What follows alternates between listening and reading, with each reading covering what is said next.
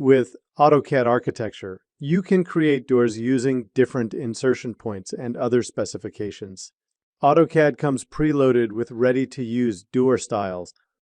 While doors are typically placed into existing walls, you can also create freestanding doors. When a door is inserted into a wall, the wall adjusts accordingly. To begin, with a drawing with walls already placed, expand the tool palettes, and from the Design tab, click Door. Then, in the drawing area, pick one of the walls. When inserting a door, several options are available. To review your options, before selecting an endpoint, right-click to display a shortcut menu. To exit the shortcut menu without selecting an option, from your keyboard, press Escape. Notice if you move your cursor from one side of the wall to the other, the swing of the door updates accordingly. Pick a point to place the door. Then press Enter to complete the command. Once the door is inserted, switch to an isometric view. Expand the viewport and click Isometric. Select the door and review the door's dimensions in the Properties panel. Design tab under Dimensions.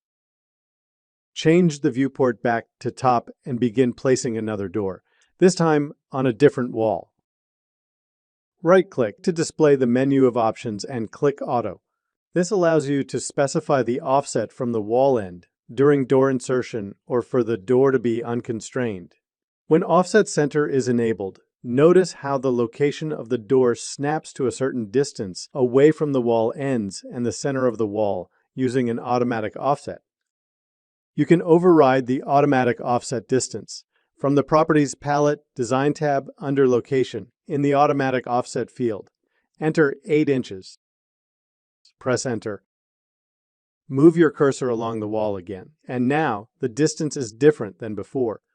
Pick a point to place the door, and then press Escape to exit the command. Invoke the Door command again, and notice when hovering your cursor over the wall that it is using the same offset as the previously placed door. To unconstrain the wall, from the Properties palette, Location section, expand Position along wall and select Unconstrained. Now you can move the door anywhere along the wall. Pick a point to place the door, and then press Escape to end the command. AutoCAD has a variety of ways to insert doors. Select all 3 doors in the drawing area, and on your keyboard, press Delete. Start the Door command again. Select a wall, and notice the insertion point is based on the door's hinges. To change the insertion point, right-click and select Cycle Measure 2.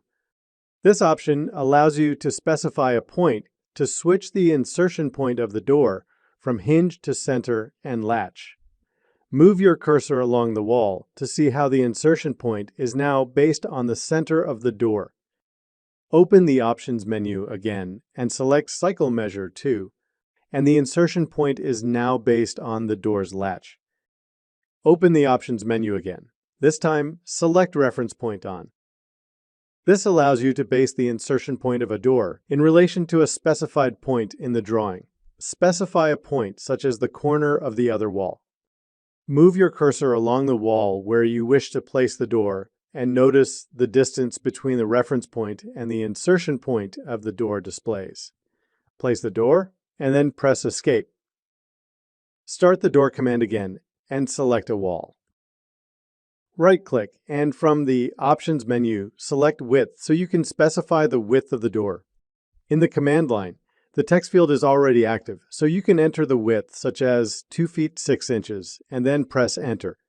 Note that the door width can be adjusted from the Properties palette under Dimensions, and standard size options are sometimes available. As they say, when one door closes, another opens, and with AutoCAD, the number of open doors is endless, as well as the multitude of ways in which to create doors.